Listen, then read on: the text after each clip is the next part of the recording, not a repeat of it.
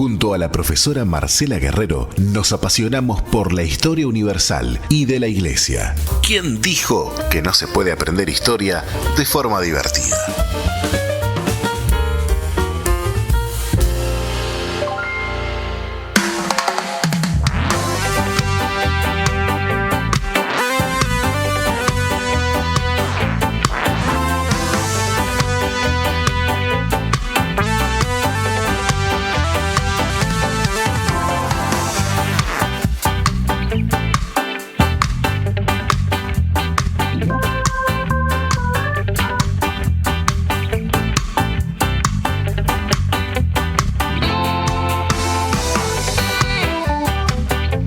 Adelante, y qué lindo día más allá del frío, y es porque hoy viene, yo la espero con ansias, el día de historia, que si hubiesen profesores tan conscientes de lo que inciden en el gusto de las historias, de la materia propiamente dicha, no tomarían horas por tomar, ¿eh? Me pasa con el profe de historia de mi hija, que lamentablemente del Liceo 16, ojalá alguien me esté escuchando, uno ahora entiende que, y yo me acuerdo, o sea, a mí mi primer profesora de historia, no me acuerdo el nombre, creo que se llamaba Cristina, pero lo que sí yo recordaba que era muy exigente. No sé, a tal punto que él ya venía del primer día de clase y decían: chiquilines, yo no pongo 12.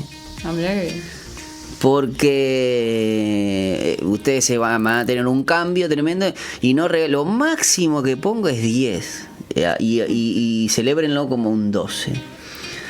Y bueno, obviamente, después tuve historias en segundo, de tercero, me acuerdo la de cuarto, o la de quinto, creo que fue la de quinto, sí. Más te marcó es la de quinto. Es la de quinto, Milka Ivankovich, y que me encantó por su forma de cómo contar la historia. Y también un profe ahora de siglo en la UTU de comunicación, de historia del siglo XX.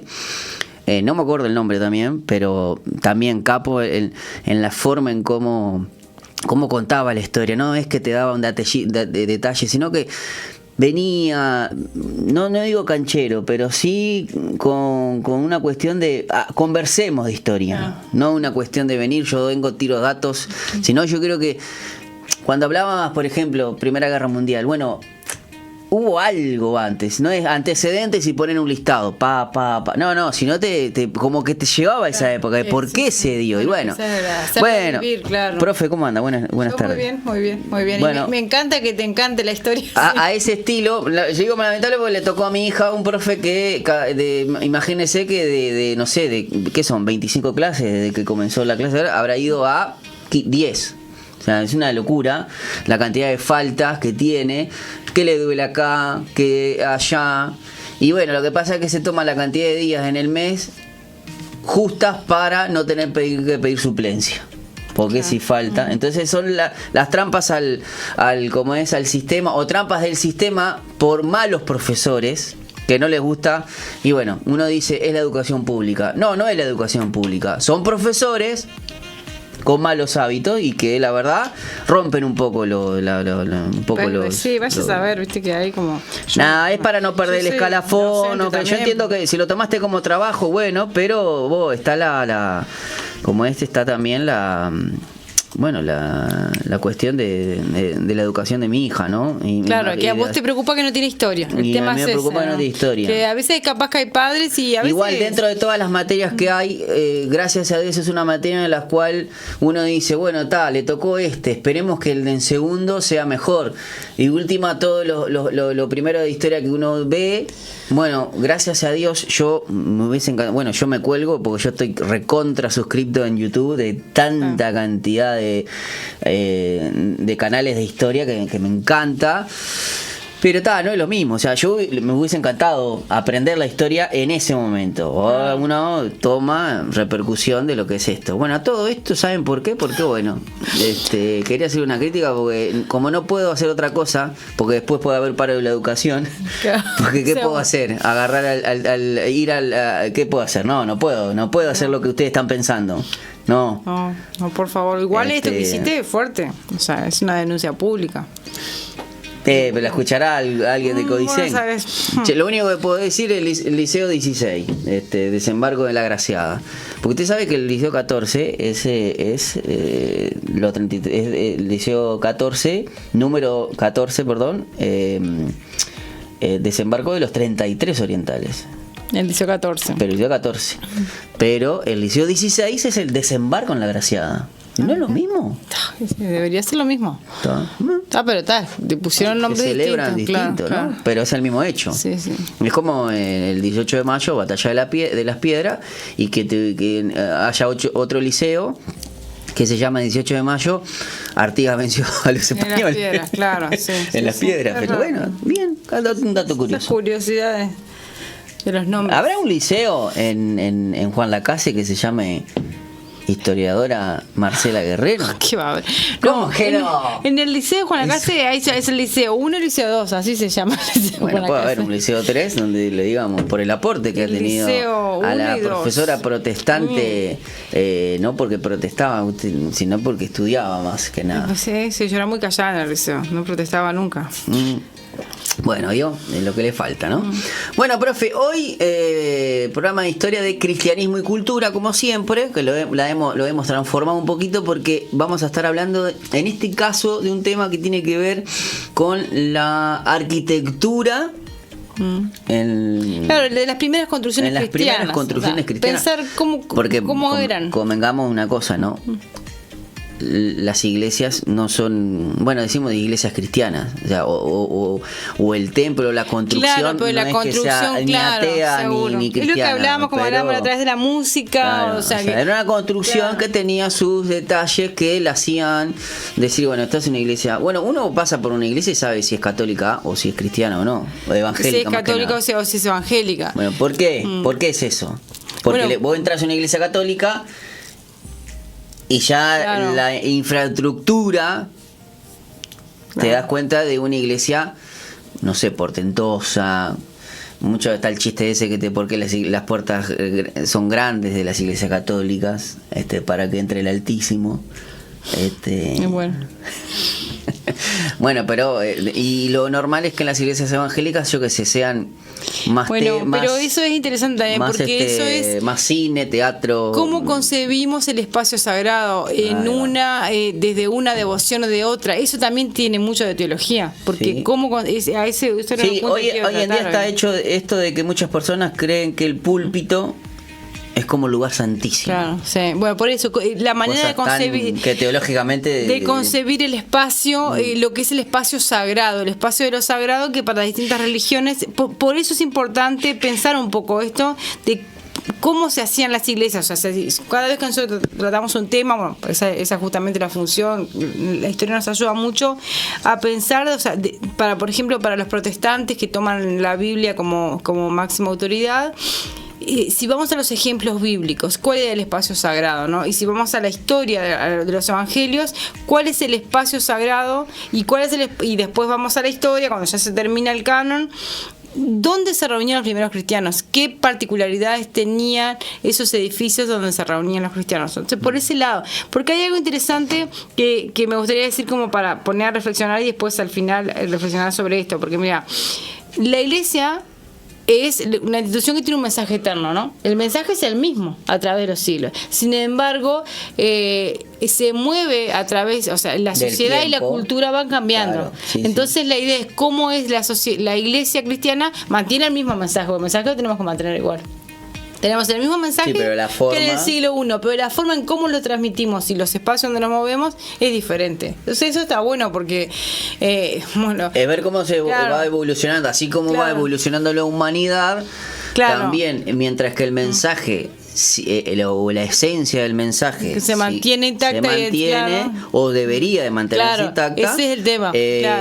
Las formas en cómo lo vamos diciendo. Claro, como nosotros lo transmitimos, porque por ejemplo, los primeros cristianos no tenían la Biblia como nosotros la tenemos, tenían en cartas, manuscritos, y esa era su palabra sagrada. Nunca tuvieron los 27 libros juntos, capaz en el siglo I, los cristianos recibieron una carta y después atesoraban otra carta. Y nosotros hoy en día tenemos todo el canon del Nuevo Testamento, lo tenemos en otro formato. Y eso hacía que tu cristianismo o la vivencia de tu cristianismo es totalmente distinta a la... Claro, o sea, esos artefactos nos ayudan. Por ejemplo, nosotros la gente hoy tiene la Biblia en el celular. Por ejemplo, lo tenés en la computadora, tenés eso, pero el mensaje es el mismo, solamente que la cultura nos permite, el desarrollo cultural, tener los dispositivos que son distintos. Claro, y vos imagínate también que hay otros lugares, por ejemplo, que literalmente te pasa de que no lo puedes tener ni en el celular, ni físico. Y hay muchas personas que se la saben de memoria, sí, porque no, guardarla en el corazón y en la mente, claro, porque vos venís y andá a Corea del Norte o andá a China. Claro, no podés tenerlo en nada. O sea, sí, a eso es lo que voy, que las circunstancias y la cultura hacen que uno se vaya adaptando. Es lo que siempre nosotros decimos, si bien nosotros somos un país laico, el Estado es laico, el país para mí es muy espiritual, demasiado diría, para aquellos que lo quieran poner agnósticos y ateos. Capaz que lo que no es profesante o no es proselitista o devoción de una religión. De una religión, o no es ritualista. Pero claro, no es deísta, por decirlo de una manera. No, perdón, puede ser que son muy deístas, somos muy, porque hay muchas personas que... Pero no ritualista, claro. Claro, hay muchas personas. Yo no sé si hay... ustedes me dicen, Uruguay es un país ateo. Y si vos ves los porcentajes, sumando también... En esto capaz que voy a sumar cómo hace la coalición de gobierno, sumo todo. Tenemos los católicos, los cristianos evangélicos, o los católicos que son cristianos, pero después también los humanistas, que van sumando distintas formas de religión. Y vos ves y vos decís, está 15-20% de agnósticos o de ateos. Pero es un 80%, pero vos, son 80% de personas que creen, con la libertad de que cada uno tiene de decir, bueno, yo creo que en la de Manchá, por ejemplo, en el mar. Claro, pero busca lo trascendente. Pero claro, la búsqueda del ser humano. Yo no sé, tenemos como ese mito de que Uruguay es un país agnóstico o algo así, y yo me parece que hay muchas más personas que creen. Habría que a las que no tienen, a las que no tienen una creencia.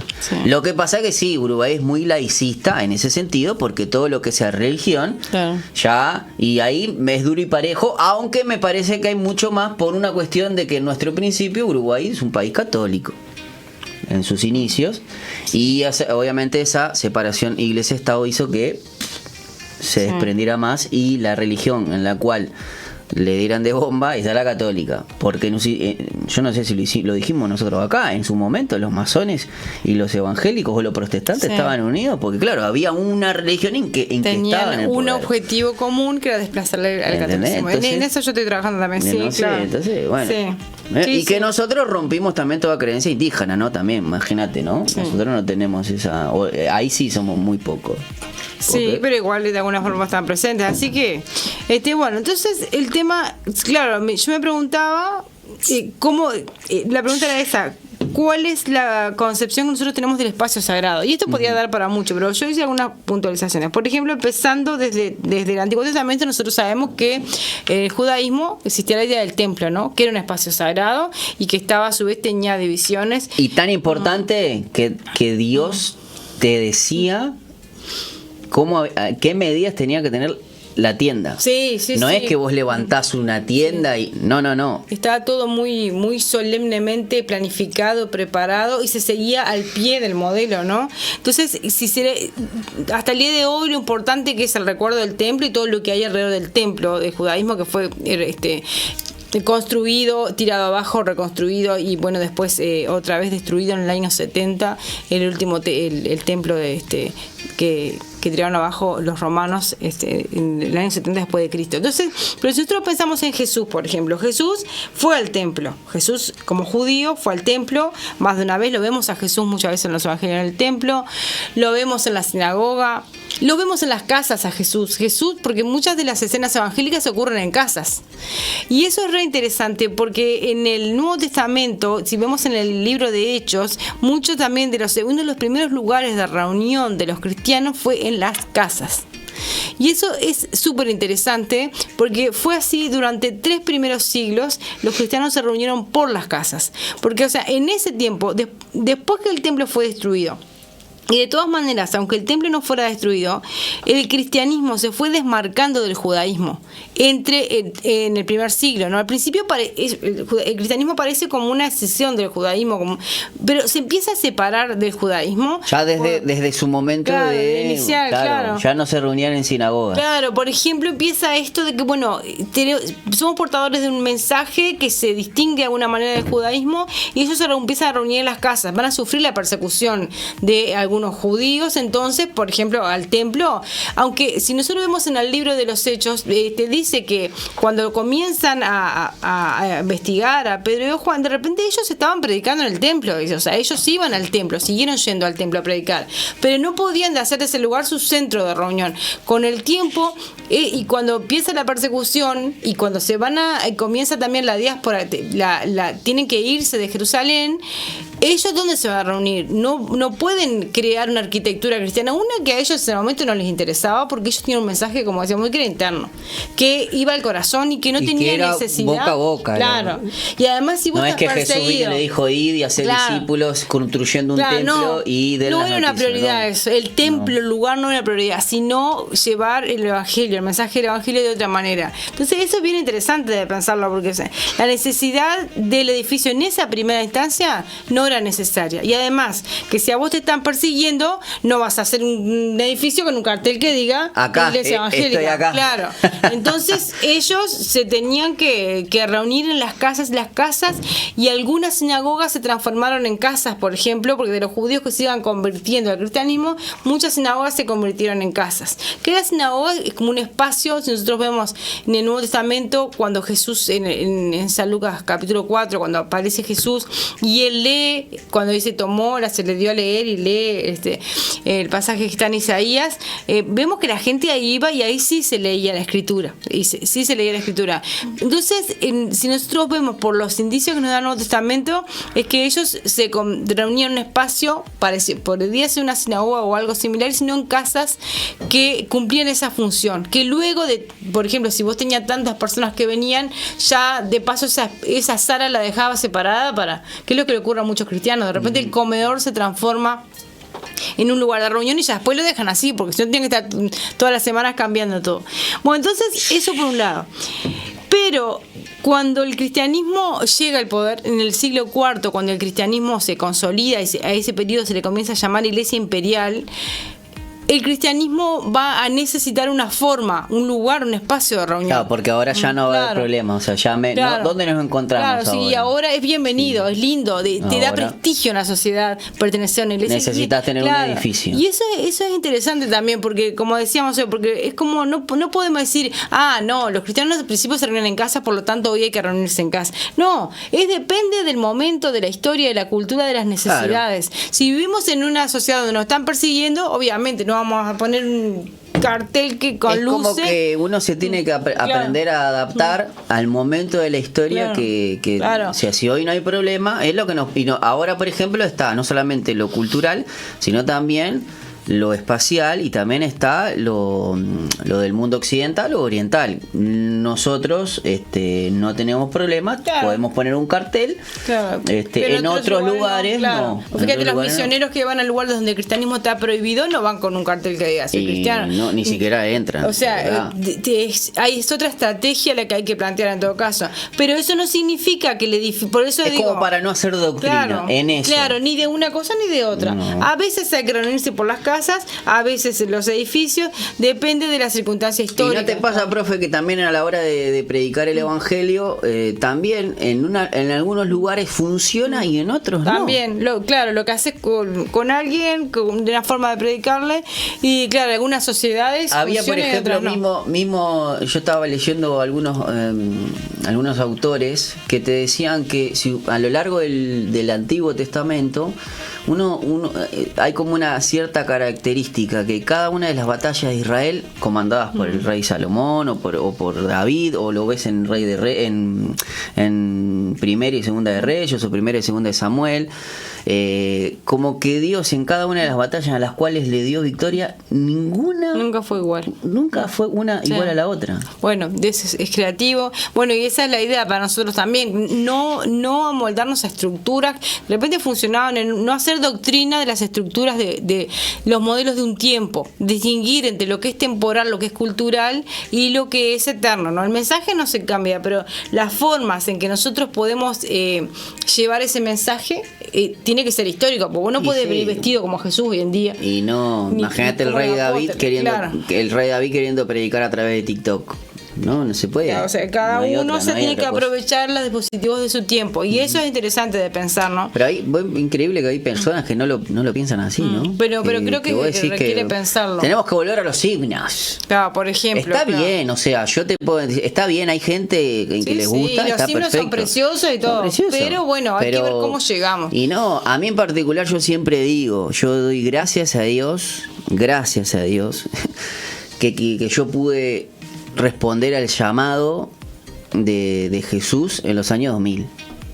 ¿Por qué? Porque si yo escuchaba, escuchaba las cosas que escuchaba un himno, no te pisaba ni un solo día una iglesia. Por eso, ni un solo. A mí, por dónde, y bueno, pero por el amor que tiene Dios por cada una de las generaciones, que yo en particular, o sea, me encantan los himnos, o sea, no es que me encanta, o sea, te escucho un himno, pero justamente transformado a lo que quizás a uno le gusta, como por ejemplo Alex Campos, Marcos Witt en su momento también, y le dieron con un caño, los mataron. No, porque en la Biblia dice que hay que alabar a Dios con salmos y salterios y no sé qué cosa. Bueno, quédate así con tu iglesia. Claro. Es bien interesante, pero por eso hay que pensarlo, por eso hay que pensar nuestro cristianismo. Y no por eso no estoy criticando los himnos. No. Porque antes de los himnos quizás era todo capela. No, y el himno fue lo que es el reggaetón hoy en día. Para su época, imagínate. El himno fue, para Lutero lo criticaban por cantar himnos, porque era una música propia de las tabernas. O sea, era un lugar que era un estilo de música que no se cantaba dentro de la iglesia. Yo a veces no puedo, me exaspero con la gente que se pone así, porque haciendo que su oído sea mayor que los demás, ¿no? Y es el gusto de tu oído. Claro, sí, es la cultura de tu tiempo. ¿Y vos creés que es lo que le gusta a Dios? Es el envoltorio en el que vino el evangelio para vos, pero no significa que eso va cambiando a través de la historia. O sea, porque si no, vos te tendrías que llevar un papiro, tendrías que leer la Biblia en un papiro. Pero la historia de la humanidad no fue así. Entonces, no sé, es como también encajonar el poder de Dios. Es como que Dios no puede utilizar un ritmo, porque Dios todo, como era el Pantocrátor, todo lo puede. Todo lo puede. Entonces, profe, antes de seguir, porque ya vamos a ir a una pausa, porque me gusta que en la siguiente vamos a profundizar aún más, porque ¿qué tiene? A ver, dé un puntillazo. Ahora de lo que voy a hablar de cuando el cristianismo llega al poder, cuál fue la forma de edificio cristiano, el estilo arquitectónico que adaptó, y después por qué se adaptó a ese momento, y después vamos a hablar de algunos ejemplos de iglesias las más antiguas del mundo. Excelente, sí, porque tenemos incluso aquellos que nos siguen en las redes sociales. Estuve subiendo unas fotos de la Basílica de la Natividad. Por ejemplo, vamos a nombrar. Y un mural que hay, que está precioso. Y también está la forma de la conformación de lo que era de lo que es la catedral, porque sigue existiendo, ¿no? Sí, claro, está en Belén bajo el espacio palestino. Así que en este momento está. No se puede. No sé cómo estará el tema ahí, pero está en claro, en el espacio árabe. Sí. Pausa y venimos. Enseguida regresamos con Falta 1 en la tarde, como vos la querés. En la tarde pueden faltar muchas cosas. Lo que no podés faltar sos vos. Seguimos en Falta 1.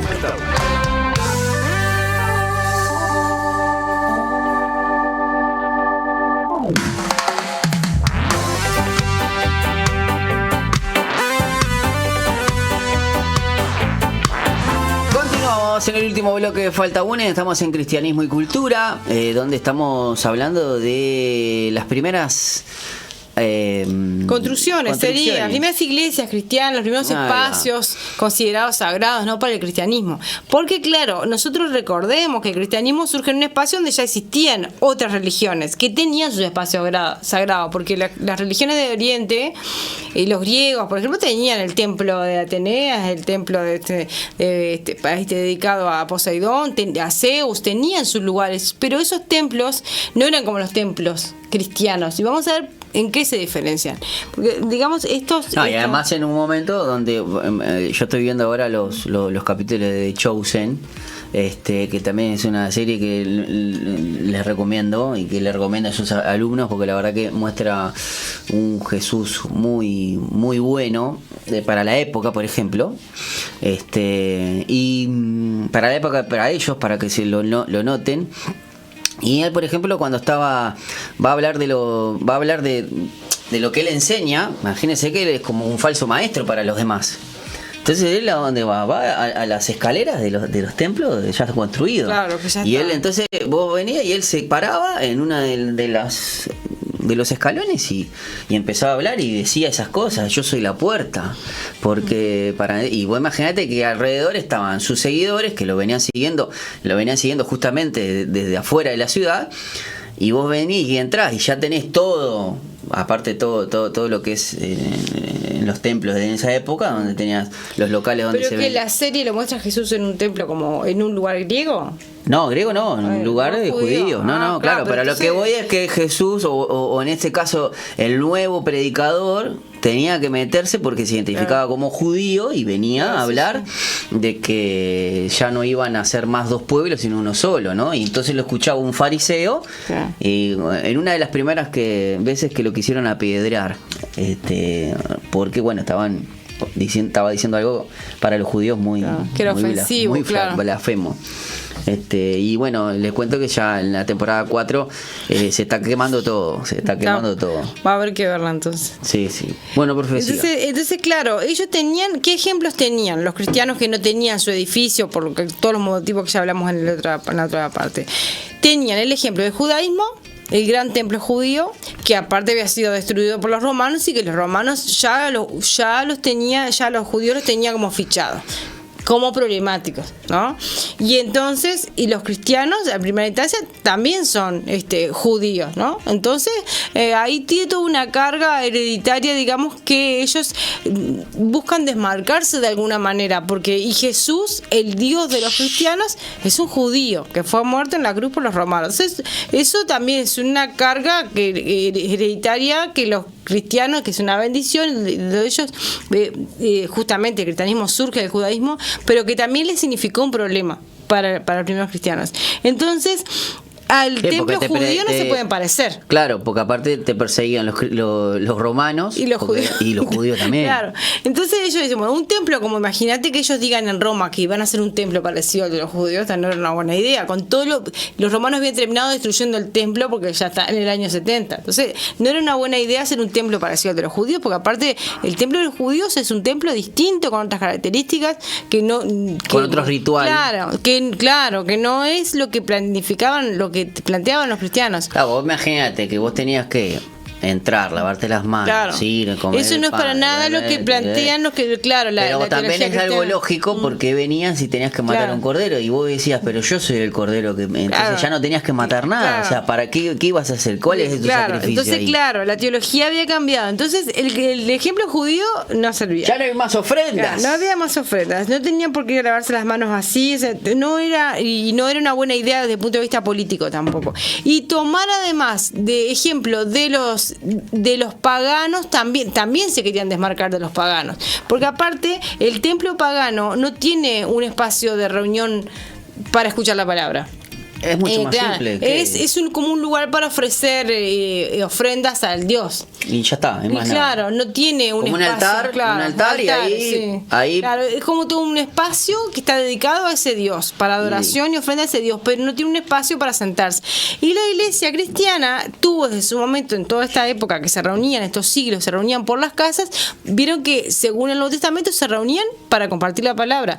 Ellos tenían la fiesta de amor, que la llamaban, que es lo que nosotros llamamos la Santa Cena. A eso en los primeros siglos se le llamó la fiesta de amor. Mirá, o Sí. sea que las primeras Santas Cenas eran la fiesta de amor. Fiestas de amor, que Mirá. eso le generó muchos problemas a los cristianos también, porque también los romanos decían que hacían las fiestas de amor que eran secretas también. Algunos decían que hacían orgías, que se comían a su Dios, porque claro, como comían, viste cuando salen los rumores de lo que se hace en el culto y la gente te empieza a decir cualquier cosa, bueno, que se comían a su Dios, claro, en la Santa Cena que comían El apóstol dijo, el apóstol dijo ¿te acordás o el cuando pastor en dice. Veraca aquella propaganda que había de que los soldados, no sé qué, que se armó tremendo lío, que fueron a ver y Ay, todo? sí, a ver Claro, sí, porque a veces que nosotros, estaban claro, enseñándoles claro.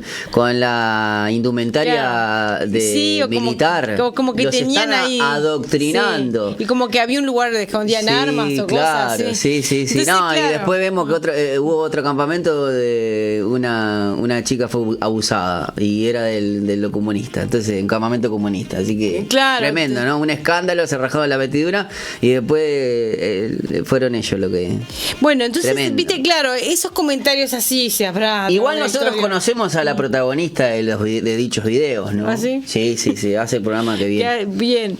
Entonces también no A era él. una buena idea ni sacar ni porque te decían cosas que ocurrían como estas fiestas eran en secreto, pero eran en secreto porque las perseguían. No era Claro, porque ellos no no querían podía, compartir. claro, sí. Entonces no se podía compartir la fe cristiana así a boca de jarro.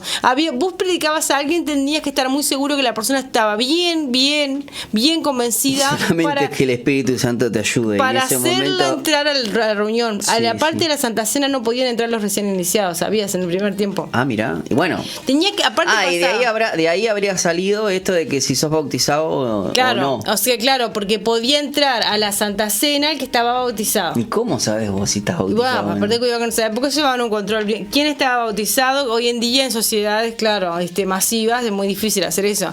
Pero en esa época no, porque ellos sí sabían quién estaba bautizado y podían pasar solamente los que estaban bautizados.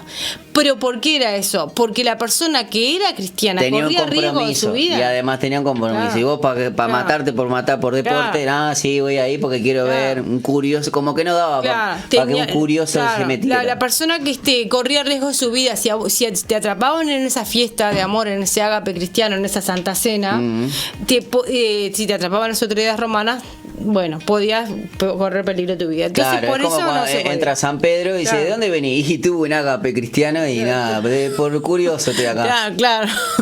Ahí entonces la persona, por eso es que entonces ellos, para diferenciarse del culto pagano y de los templos del templo judío, en realidad el modelo lo toman de los romanos, de la basílica romana. El nombre basílica viene era como un espacio para impartir justicia en el mundo romano. Mirá. Era como una sala donde estaba, y en el altar, ¿sabes quién estaba en el altar de esa basílica? Había un altar, pero en el altar estaba el emperador. Y después en el espacio estaban sentados los que impartían justicia, que por supuesto eran personas eminentes de Roma.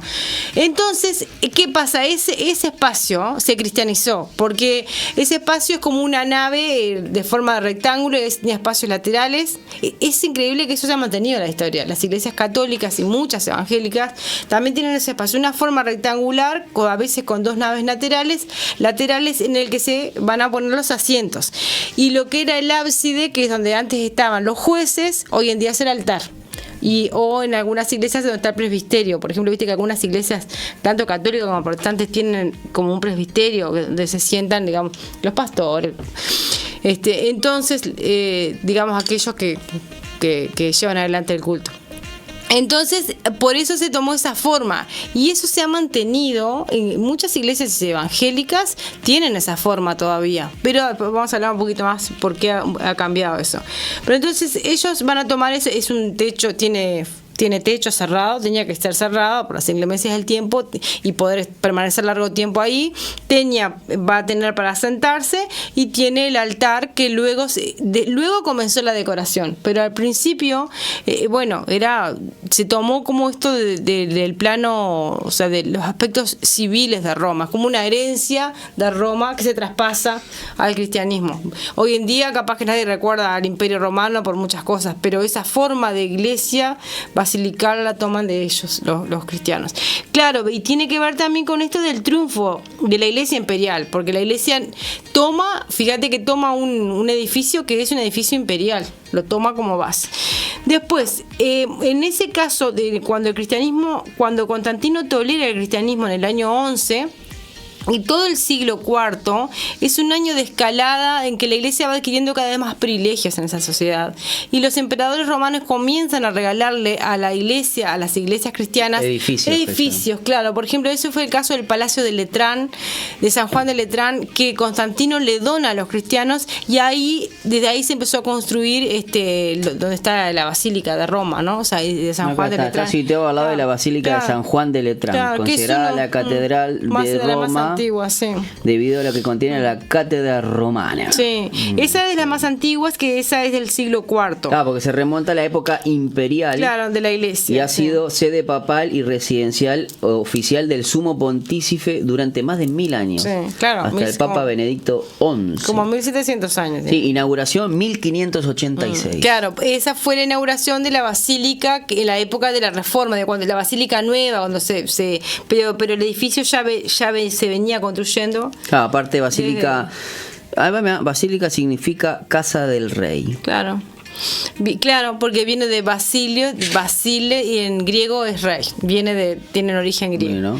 Bien, entonces es interesante que se ha mantenido históricamente, y también es interesante pensar cómo las distintas ramas del cristianismo consideran el espacio sagrado. Porque si vos pensás, por ejemplo, hoy en día la iglesia metodista de acá de Montevideo, el del templo inglés, por ejemplo, tienen forma de basílica también, tienen una forma así. Sin embargo, otras iglesias, como decías hoy, tienen, es un cine, puede ser cualquier espacio, porque la consideración del espacio sagrado en la teología evangélica pentecostal es distinta. Estaría bueno pensarlo y escribirlo, pero si nosotros pensamos, ¿qué es el espacio sagrado para un evangélico? ¿Qué es lo sagrado? Y vos decías hoy el púlpito. Se considera que el lugar, el altar, el espacio ese desde donde se proclama la palabra de Dios, se predica, desde donde se adora, donde se dirige la adoración, ¿es un espacio físicamente sagrado? Es una pregunta que nos podíamos hacer. El año pasado, en un posgrado que hice sobre historia y antropología de las religiones, uno de los cursos era sobre ese espacio sagrado, y a mí me hizo pensar mucho eso, porque ¿qué es lo que determina que un espacio sea sagrado? Para muchas personas, de repente, por ejemplo, si vos haces una reunión en tu casa, en el comedor de tu casa, el comedor no es un espacio exclusivo sagrado, porque tiene múltiples funciones. Vos podés comer, podés estar con tu familia ahí, y de repente un día haces una reunión. ¿Y cuándo se vuelve sagrado? En todo caso, en el momento que estás en la reunión, pero después vos seguís con tu vida. Entonces, ¿cómo concebimos el espacio de lo sagrado también como cristianos evangélicos? Es interesante.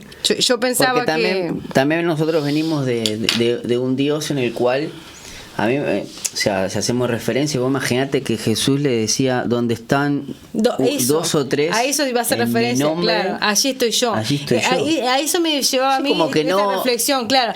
Lo que es salvando sagrado, la distancia, claro. Salvando la distancia, podés estar, claro. Vos imaginate, en una lluvia de balas, en una persecución, con tres personas en un baño. Claro, invocás el nombre de Jesús y se convierte en sagrado. Y ese baño es sagrado. Sí, vos sé que esa misma reflexión se ve que es algo, lo puedo considerar que es típico pentecostal. A esa misma reflexión llegué yo, porque yo, ¿qué es sagrado para nosotros? Entonces yo me acordaba de ese versículo, donde hay 2 o 3 reunidos en mi nombre, allí estoy yo en medio de ellos. O sea, para demostrar, que cualquier lugar donde estemos, para demostrar que no podemos contenerlo. Claro. En un lugar físico. No es un espacio, sino un lugar donde se les invocaba. Claro, porque también yo, profe, ponele, no es que quiero hacer teología o doctrina, pero vos imaginate que estás en un mundo, cuando viene Jesús, en un mundo donde alrededor de Palestina o alrededor de Israel en ese momento, está rodeado de países o de naciones y de un imperio por arriba de todo, que es politeísta. Su religión, como es el judaísmo, monoteísta. Él saliendo de con tantas, como la Torá, con tantas leyes, con una tradición que pesaba. Vos imaginate que el tema del lavado de manos era, hasta en eso los fariseos querían, y dentro de los fariseos estaban los saduceos, que no creían en la vida eterna. Era otro grupo, claro. Entonces, y después tenías los celotes que querían la libertad de Israel a través de la guerra y de quemarse todo. También estaban los macabeos. Entonces, venir y es como que cada una de sus interpretaciones hacían un tipo de Dios donde lo metías en una cajita de acuerdo a lo que vos interpretabas. Claro. Y vos viene el verdadero y te dice: donde 2 o 3 se reúnan en mi nombre, yo estoy. Sí. Y otro texto. Hablame de revolucionario, hablame del Che Guevara, Gil, hablame de otro texto la París Sarabia. Me hiciste. Hablame. Te veo todo un poco. Que me hiciste acordar mientras decía eso, cuando Jesús habla con la mujer samaritana, que la mujer samaritana le dicen que debemos adorar en este lugar, pero ustedes dicen, y él le dice, viene la hora y ahora es cuando los verdaderos adoradores adorarán al Padre en espíritu y en verdad. Chau, ahí en ese momento rompió esa traducción del templo. Claro. Que vos decís, ¿a vos te gusta ir a adorar el templo? Hacelo. Claro, sí. No pasa nada. Claro, y es el espacio donde nos reunimos. Y está bien. Lo que hablábamos hoy. Pero qué bueno poder tenerlo también en camino a hoy en día, culturalmente, y en espacio, acá en Uruguay, 2024, estás en un auto, pones una radio o pones un CD y ahí está. Y estás adorando a Dios también. Y bien, entonces como que hay distintas maneras, y a la vez esto del espacio, porque también hay algo interesante que con esta mentalidad, que yo también pienso así, yo llegué a la misma reflexión, pero muchas veces también estudiando historia del arte, yo me quedé emocionada con la arquitectura de las iglesias, porque también una cosa que descubrí estudiando historia del arte medieval es que las iglesias también tienen forma de cruz. La basílica, si vos la ves, viste que es una nave central y después y es algo precioso y tiene un sentido teológico también, porque significa que cuando vos caminás por la nave central estás caminando por el cuerpo, o sea, la cruz representa el cuerpo de Cristo, y cuando vos haces la recorrida por la iglesia estás caminando simbólicamente por el palo mayor de la cruz, que representa el cuerpo de Cristo, que hoy en día es la iglesia, ¿no? Entonces tiene un significado teológico, por eso digo, ni una cosa ni la otra. Yo, como dije, llegué a esa conclusión de que el espacio sagrado para mí es donde está Jesús, donde hay alguien que le invoca.